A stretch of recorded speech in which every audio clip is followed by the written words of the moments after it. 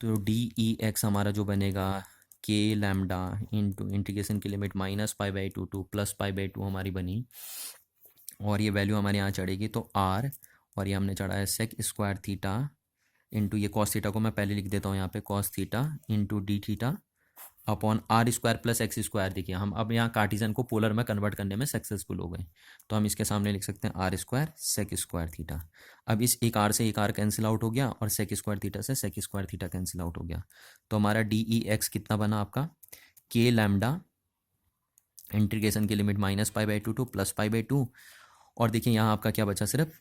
ये आर भी मैंने बाहर लिख दिया क्योंकि आर क्या है, कांस्टेंट है ना, और बचा आपका cos theta into d theta.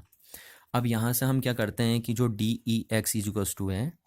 के लैम्डा अपॉन आर हमने लिखा, और कॉस थीटा का इंटीग्रेशन हमें पता है कितना होता है, साइन थीटा होता है ना। जिसको नहीं पता है तो यहाँ पे नोट कर लेना कि कॉस थीटा का इंटीग्रेशन थीटा के रिस्पेक्ट में जब हम इंटीग्रेशन करते हैं ना, देखिए इंटीग्रेशन का साइन ये है ये, और जिसका करना हो तो उसको हम यहाँ लिखते हैं। तो कॉस थीटा का इंटीग्रेशन क्या होता है, थीटा के रिस्पेक्ट में साइन थीटा होता है। तो ये बात आपको नोट रखनी है ना, आपको पता भी होगी। तो -π/2 टू +π/2 हमने यहाँ लिखा। यहाँ से हमारा बना d e x is equal to k lambda upon r, और साइन थीटा का देखिए इंटीग्रेशन, साइन थीटा तो पहले हम चढ़ाते हैं अपर लिमिट, तो साइन हम यहाँ चढ़ाएंगे π/2, और फिर माइनस हम चढ़ाते हैं लोअर लिमिट, तो यहाँ चढ़ाएंगे हम साइन -π/2। ये लिमिट चढ़ा दी हमने, थीटा के सामने एक बार रखेंगे +π/2 और दूसरी बार रखेंगे -π/2। और ये जो माइनस आ रहा है ये तो फॉर्मूले में ही होता है, अपर लिमिट फिर माइनस लोअर लिमिट, है ना, डेफिनेट इंटीग्रल की प्रॉपर्टी होती है। तो d e x is equals to हमारा बना के लैम्डा अपॉन आर, और साइन π/2 की वैल्यू होती है आपकी 1, है ना, साइन 90 की वैल्यू आपको पता है सबको 1 होती है, माइनस, अब यहाँ देखिए जरा, यहाँ आपको पता होना चाहिए कि साइन माइनस थीटा, यहाँ पे मैं लिख देता हूँ sine minus theta is equals to होता है माइनस साइन थीटा, ये साइन थीटा, जबकि कॉस में क्या होता है, आप कॉस को भी लिख देता हूँ मैं यहाँ पे, cos minus theta is equals to क्या होता है, cos minus theta is equals to हो जाता है कॉस थीटा। तो यहाँ पे अगर साइन π/2 लिखा मैंने, तो ये माइनस में यहाँ बाहर लाऊंगा, क्योंकि साइन माइनस थीटा इसको क्या होता है माइनस साइन थीटा, तो माइनस से यहाँ बाहर आएगा तो ये हो जाएगा प्लस, और ये बनेगा आपका साइन π/2 बच जाएगा, और साइन π/2 कितना हो गया आपका 1 हो गया। तो यहाँ से डी ई एक्स आपका कितना आ गया, के लैम्डा अपॉन आर, और 1 + 1 आपका कितना हो गया 2 हो गया, है ना। तो यहाँ से डी ई एक्स इज मैं इसे खोल के लिख देता हूँ, देखो के की वैल्यू कितनी थी आपकी 1/4πε0, के की वैल्यू 1/4πε0, और ये आपका बना लैम्डा, है ना, और ये आपका बना 2 यहाँ से, और ये आपका आर चल रहा है यहाँ, ये आर चल रहा है, तो इस 2 से ये 4 कट गया, यानी फाइनली आपका बना कि डी ई एक्स जो आपका बना वो कितना बना, लैम्डा अपॉन 2πε0 आर। देखिए फाइनल एक्सप्रेशन यही बना आपका इलेक्ट्रिक फील्ड का, है ना। और ये सॉरी इधर से डी एक्स इंटीग्रेट हो गया था ना, ये डी एक्स इंटीग्रेट हो गया था, तो ये खाली ई बचा है यहाँ पे, देखिए ये इसको नहीं लिखेंगे हम यहाँ पे, है ना, क्योंकि वो तो इंटीग्रेट हो चुका है, हमने इंटीग्रेट कर दिया है, तो अब डी एक्स का तो कोई मतलब नहीं रह जाता, तो इसको इंटीग्रेट करके हम लिख चुके हैं, तो ये डी मैं यहाँ से हटा दूंगा, ये नेट इलेक्ट्रिक फील्ड बना। तो देखिए जो फाइनल एक्सप्रेशन है इलेक्ट्रिक फील्ड का, वो सिर्फ किसके टर्म्स में, देखिए ये हमें गिवन था चार्ज डेंसिटी 2πε0 कांस्टेंट हो गया, और आर कांस्टेंट है ना, तो इतना इलेक्ट्रिक फील्ड बनाता है ये रॉड, इनफाइनाइट लॉन्ग रॉड। और इसको हम टोटल ई भी लिख सकते हैं, देखिए आप इसको टोटल ई भी लिख सकते हैं, सिर्फ क्योंकि सिर्फ एक्स कंपोनेंट ही इलेक्ट्रिक फील्ड का यहाँ पे बचेगा,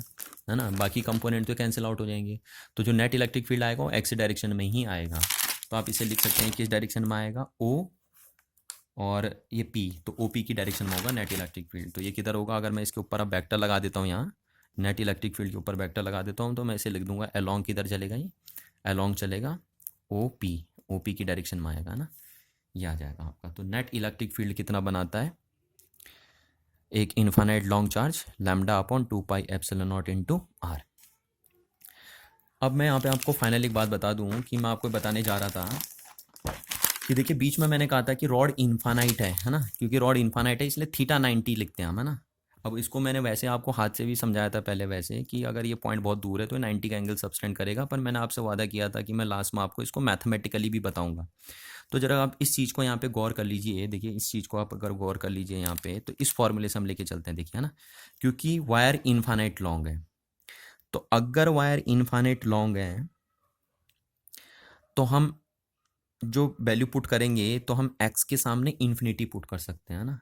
क्योंकि वायर इन्फाइनाइट लॉन्ग है, तो ये एक्स के सामने हम इन्फिनिटी पुट कर सकते हैं। अब अगर एक्स के सामने इन्फिनिटी पुट कर दिया तो एक्स ये बन गया आर और ये बन गया आपका टेन थीटा। तो अब यहाँ से टेन थीटा इजकोस टू क्या बना आपका, टेन थीटा इजकोस टू आपका बन गया टेन थीटा इजकोस टू आपका बन गया इन्फिनिटी अपॉन आर, और इन्फिनिटी अपॉन आर कितना हो गया आपका इन्फिनिटी।